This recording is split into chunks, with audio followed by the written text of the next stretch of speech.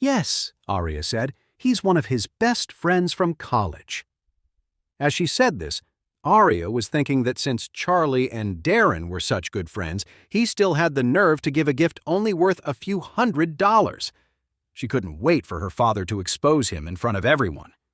However, no one saw this coming. Orion sighed and said, that must be a very good friend. Not many people would be willing to give something so valuable. When everyone heard this, they were stunned. Valuable? Was this piece of junk actually expensive? Gavin scoffed to himself. Valuable, my ass. I could go to the vintage market, buy a forgery, and spill some coffee on it to make it look old. It would look more real than this painting.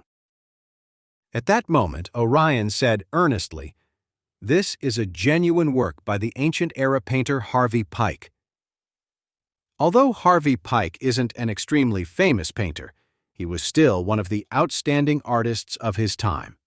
He's considered one of the great maverick artists. After a pause, Orion added, "I estimate the market price for this painting is around $200,000.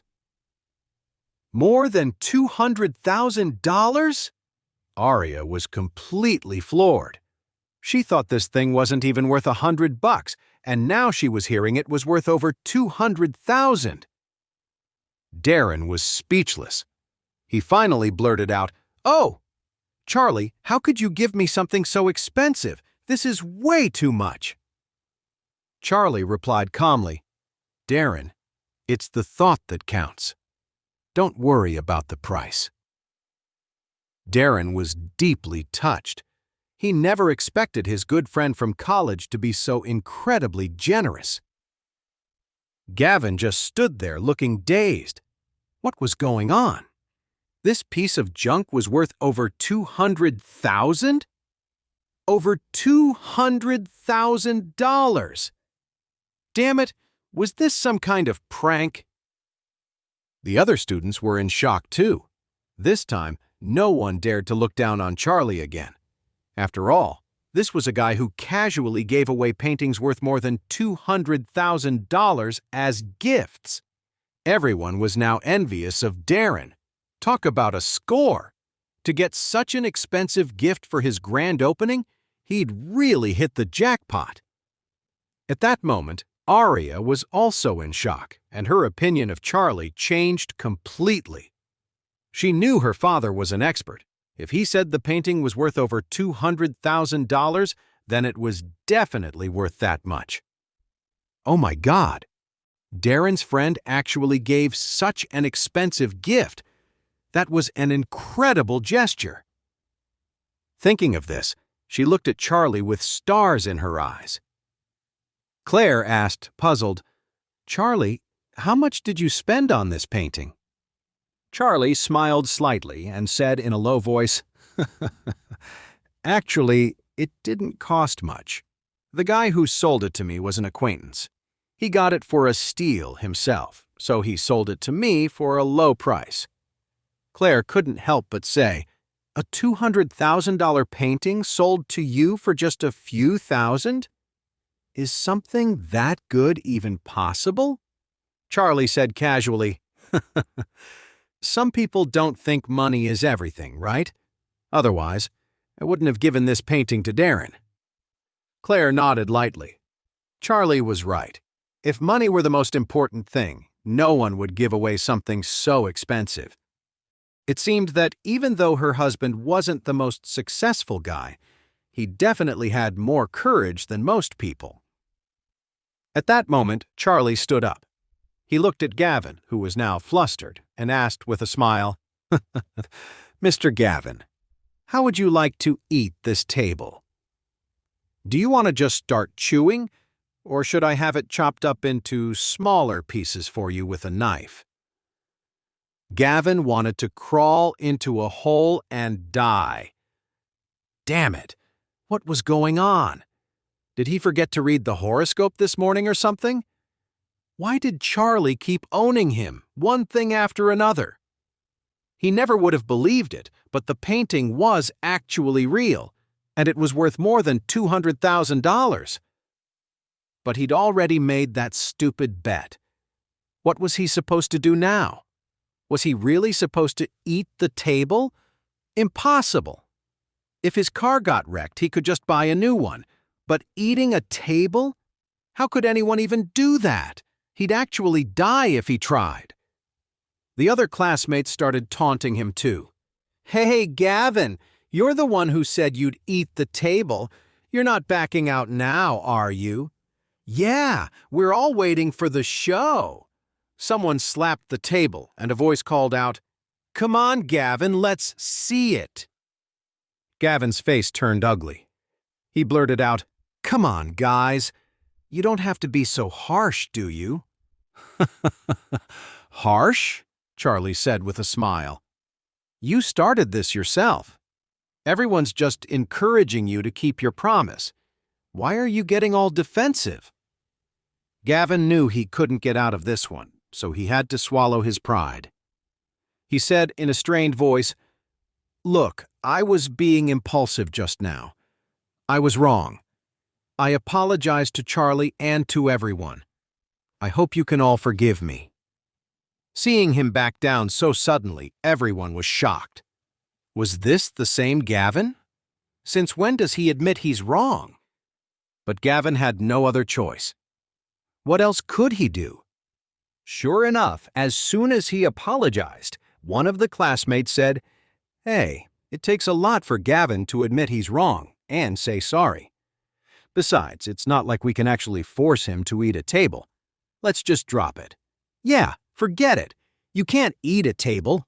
Nobody's ever eaten a table. Let's just get this party started." Charlie also knew it was impossible for Gavin to eat the table. But now that he'd admitted it, Charlie's goal was achieved. When you act all tough, you have to be ready for the consequences. But this was just a small taste of what was coming. It was only the beginning. Much worse things were waiting for Gavin down the road. So he said, since Gavin admitted he was wrong and apologized, let's forget about the table. Today is about the grand opening of the Moonlight Bistro, so let's not steal his thunder. Gavin breathed a sigh of relief. But in his heart, he was already fantasizing about killing Charlie to get his revenge. Charlie wasn't planning on letting him off the hook either. He sent a text message to Doris Young. "Which one of our deputy managers has the last name Sawyer and has a son named Gavin? Check for me." Doris Young quickly replied, "We have a vice president named Declan Sawyer, and his son's name is Gavin." "What's going on, Mr. Chairman? What are your orders?" Charlie replied, "Fire him, and do it now." "Okay, sir." Gavin had no idea that his father had just been fired from the Grand Group and was going through the termination process as they spoke. Having finally escaped his predicament, he breathed a sigh of relief. But he was already secretly plotting to find an opportunity to get revenge on Charlie. More importantly, he needed to find a way to get his dignity back in front of his classmates. Otherwise, after getting owned by Charlie twice in a row, how could he ever act tough in front of them again? Just as he was trying to figure out how to get his status back, a loud noise came from the entrance. Everyone turned to look. They saw a group of rough-looking young guys storming in. They all had tattoos and were carrying baseball bats, lead pipes, and stuff like that. They looked like bad news from the moment you saw them. Seeing this crew barge in, everyone's expressions changed, especially Darren's and Arya's, whose eyes were filled with fear. The leader, a guy with a huge scar on his face, scanned the room. He pointed at Darren and grinned. "Hey, boss, throwing such a big party and you don't give us a heads up? You looking down on us or something?" Arya's face went pale. She forced a smile and asked, "What can we do for you guys?" Before they opened, Arya had heard that some people collected protection money in this area. The last owner of this restaurant was supposedly run out of business by these same gangsters and had no choice but to sell the place. But Arya figured, in this day and age, would thugs really be brazen enough to demand money in broad daylight? That's why she bought the place for a low price, ready to run it herself. She never expected that on opening day, the local muscle would show up at her door. Scarface grinned. When you do business around here, you gotta pay respect to our boss. We're not asking for much, just give us 20% of your restaurant. In return, if any trouble comes your way, we'll take care of it. Then, Scarface's voice turned cold. If you don't, then don't blame us for getting rough. You'll be closing up shop for good today. Hearing the demand, both Darren and Arya gasped. 20% of the shares, just like that. This is daylight robbery. You've got 1 minute to think it over. Suddenly, Gavin saw his chance to be the hero, so he stepped forward immediately and said, "Who do you guys work for?" Scarface shot back with a smirk. "And who are you?" "Do I need to report to you?" Gavin scoffed and said, "Let me tell you something. My father has connections all over Oris Hill, with the cops and the crooks. I'll make one call to the head of the development zone right now." Scarface looked at him, a little intimidated. He said hesitantly, "You really know the leaders of the development zone?" "Of course," Gavin said coldly. "Get out if you know what's good for you." Scarface frowned. "All right. If you can actually get someone important on the phone, I won't come to this place again. But if you can't, then don't blame me for getting rough with you." Arya said nervously, "Gavin, please, make the call." Gavin smiled faintly and said, "Don't worry. I'll call the head of the development zone right now." The Grand Group also had projects in the development zone, and Gavin's father was in charge of them. The head of the zone had a lot of contact with his father, and he knew Gavin as well. Gavin dialed the number directly, putting it on speaker and deliberately raising his voice. "Mayor Simons, why are there a bunch of gangsters in the development zone collecting protection fees? They've all shown up at my classmate's business." There was a stunned silence on the other end. Then a voice said, "Gavin? What's going on?" Gavin said, "A friend of mine opened a restaurant and is getting hassled by guys demanding protection money. I was hoping you could do something about it, Mayor Simons." The person on the other end paused for a moment, then said with a hint of embarrassment, "I'm sorry, Gavin. That's not really something I handle. I'm in a meeting right now, so I'll have to hang up." Without waiting for Gavin to speak, he hung up the phone. Gavin was dumbfounded. What happened? Wasn't Mayor Simons always sucking up to his father, hoping to get more investment from the Grand Group? Why did he just brush him off like that? What Gavin didn't know was that the news of his father being fired from the Grand Group had already spread throughout the entire leadership of Oris Hill. Gavin didn't know what was going on, and he was getting really annoyed. With so many of his classmates watching, he had to grit his teeth and try another contact. Gavin made another call, this time to the head of the local police precinct. This guy also had a good relationship with his dad. As soon as the phone connected, Gavin immediately said, "Director Monroe, it's me, Gavin. I've got a situation here in the development zone." With that, Gavin explained what was happening again. The person on the other end said awkwardly, "Gavin, those guys are with Blake, and Blake works for Orville Hudson. You'd be better off staying out of this." Gavin asked, "So you're not going to do anything?" The other man said, "You should know Orville Hudson's reputation." Gavin was getting a little frantic. "Then can't you at least pull some strings and talk to them for me?" The other man chuckled. "I really can't help you there. Sorry." Gavin got angry and said, "Director Monroe, I seem to remember you wanting the Grand Group to donate a bunch of new police cars to your precinct. Don't you want them anymore?" The man on the other end didn't even bother arguing. He just said coldly, "Gavin, your dad has been fired from the Grand Group. Didn't you know?" Fired? When did that happen? Gavin blurted out. "Half an hour ago," the man said. Then he added, "You should probably figure out what's going on before you start throwing your weight around." After that, he hung up the phone. Scarface saw he was stunned and said with a sneer, "What's the matter? Can't find anyone to help you?" Gavin was about to say something, but before he could, Scarface slapped him hard across the face. Gavin staggered backward, crashing into a table and chairs. The whole room gasped. Everyone's face went pale, but no one dared to step in and stop Scarface. "You dare hit me?" Gavin clutched his face, pure anger showing on his pale features. "What's wrong with hitting you?" Scarface smiled, then kicked Gavin in the stomach, sending him to the ground. He followed it up with a vicious beatdown. Gavin screamed as they beat him, but at this moment, no one could help him. After a little while, Gavin's face was beaten into a swollen mess covered in blood. It looked terrible. Terrified of the beating, Gavin started crying and begging. "Big brother, I was wrong. Please stop hitting me." "Wrong?" Scarface snorted coldly. "You think that's all it takes? You tried to act tough with me. If I don't put you in your place, how am I supposed to keep my reputation?" He then motioned to his guys. "Get him! Hit him hard!" The whole crew rushed forward, punching and kicking Gavin. One of them even started smashing him with a baseball bat.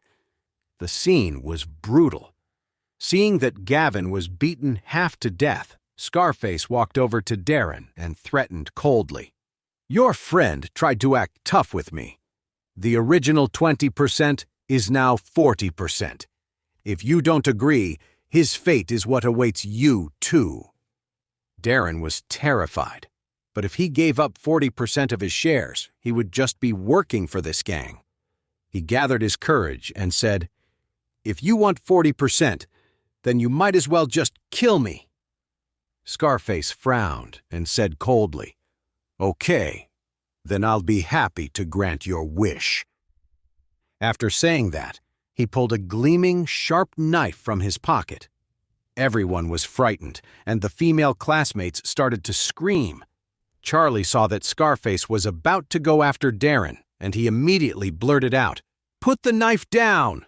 Scarface turned his head and cursed, "Who the hell thinks they can tell me what to do?" When he turned his head and saw Charlie, his eyes were confused at first, then filled with pure panic. He dropped to his knees with a thud. Before anyone could react, Scarface had already dropped the sharp knife. He started bowing repeatedly, pleading, "Mr. Charlie, sorry. I didn't know you were here. I didn't see you." Charlie was surprised for a moment. He looked at Scarface and said, "Do you know me?" Scarface nodded frantically. "Mr. Charlie, I work for Boss Blake." "I've seen you at the mansion." It suddenly clicked for Charlie. So that was it. This guy worked for Blake, who was one of Orville's men. Blake was the one who had dealt with Gerald and Harold at the Classic Mansion that day. No wonder this guy was so terrified of him. Even Orville himself was scared of Charlie, let alone one of his guy's subordinates. The classmates were shocked. Arya was also in a daze, as if she were dreaming. No one understood why a fierce gangster like Scarface, a guy who had just slapped Gavin, would kneel down for Charlie. And why did he look so afraid of Charlie? Claire was also stunned and asked Charlie, "What's going on? Do you know him?" Charlie was afraid she would misunderstand and think he was involved with gangsters, so he quickly said, "I don't know him." When Scarface heard that, he quickly added, "I don't know Mr. Charlie, and Mr. Charlie doesn't know me. I've just heard his name and have a lot of respect for him." That worthless son-in-law. This guy was respecting Charlie. No one could accept this reality. It was completely surreal. Scarface quickly said to Darren, "You're Mr. Charlie's friend. From now on, your restaurant is under my protection, and I won't charge you any protection fee. If anything happens, I'll help you take care of it." When they heard this, everyone was stunned. Arya was so overjoyed she could have cried. The complete turnaround was just too much. Because of Charlie, they saved 40% of the shares. More importantly, Scarface was willing to protect the restaurant for free just to get on Charlie's good side. Now they could run their business without any worries. Charlie had saved the day. Darren was also grateful and said sincerely, "Charlie, I really can't thank you enough for this." Charlie smiled and said, "Don't mention it. You're giving me too much credit." Scarface looked at Gavin, who was unconscious on the floor, and said with fear and worry, "I'm sorry, Mr. Charlie. I beat up your friend." Charlie said casually, "It doesn't matter. He's not my friend, just an acquaintance. We're not close." Then he added, "You should take him to the hospital. Don't ruin the grand opening here." Scarface nodded immediately. "We'll take him to the hospital right away. Mr. Charlie, you carry on. We won't bother you anymore." After he said that, he quickly motioned to his guys. They picked up the unconscious Gavin and rushed off. Everyone's gaze on Charlie shifted from contempt to surprise, and from surprise to awe. No one knew why Charlie had so much influence. This live-in son-in-law seemed to have suddenly become a completely different person. At the party, many people came to get on Charlie's good side, including Aria Hughes, who had been the first to look down on him. Aria now looked at Charlie like he was a god. She kept thanking him and even offered him free meals for life at the restaurant. Charlie didn't pay it much mind. He had just done a favor for Darren, helping him out of a little trouble. But in the eyes of everyone else, what he had done that day seemed almost magical. Everyone wanted to know what had happened to this kept man of a son-in-law. Claire was also very curious about what happened today. First, there was Charlie's 520. How on earth was it twice as fast as Gavin's 540? Then there was the ancient painting that cost hundreds of thousands of dollars. Also, why did Charlie know people from the criminal underworld? And why did they give him so much respect? On the way back, Charlie explained everything. He told Claire that the 520 was a test drive car from a car dealership. To make potential buyers think the car was really powerful, they had modified it a little. Claire didn't know much about cars, so she naively believed him. As for the ancient painting, he had already explained that. However, the whole thing with Scarface was a bit trickier to explain. After all, the guy had called him Mr. Charlie with so much respect, and Charlie couldn't just brush that off. In the end, he could only say that Scarface was a relative of one of his friends. He explained that he'd seen him at a friend's party before, and the guy was just being respectful because of their mutual friend. Claire felt like something was off, but seeing how sure Charlie was, she knew it was useless to keep asking, so she dropped it. Elsa had been watching Charlie the whole time. She felt there was more to him than met the eye, so she decided to keep observing him to figure out what secrets he was hiding. Gavin, on the other hand, was in a miserable state. He was in a coma when they brought him to the hospital. His father had been fired from the M-Grand Group after being found guilty of using his position for personal gain. The M-Grand Group's legal department had sued him, and he was immediately arrested by the authorities. You could say Gavin's family was completely ruined. However, his family wasn't well known in Auris Hill, so nobody really cared about what happened to them. The people who really had everyone's attention were the God-tier tycoon and the mysterious VIP who had booked the entire Sky Garden. Everyone was dying to know who he was. Were the tycoon and the mysterious person one and the same? Soon, their wedding anniversary arrived. Because Charlie had told Claire a long time ago that he wanted to give her a surprise, he insisted that she put on a noble and elegant white evening dress before they left. Claire reluctantly agreed, mumbling to herself, "We're just going out to eat. Why do I have to get so dressed up? I know it's our anniversary, but does it really have to be this big of a deal?" Charlie smiled and said, "Today is our 3rd anniversary. It should be special. I've already booked a place, and I promise you'll love what I have planned for tonight." He had done a great job keeping everything a secret lately, and his wife hadn't suspected a thing. Claire smiled softly, feeling touched. For their first 2 anniversaries, they had just spent a quiet evening at home. Even though Charlie had no money back then, he always managed to find a small gift to make her happy. But this year, Charlie was being unusually mysterious, which made her wonder what her husband had up his sleeve. After a little while, they both got dressed, went outside, and hailed a cab, heading all the way to the Aurelius Grand. Charlie got out of the car and looked at Claire standing beside him, his eyes filled with a softness he couldn't put into words. "Claire, tonight, we're here to celebrate our 3rd wedding anniversary. What do you think?"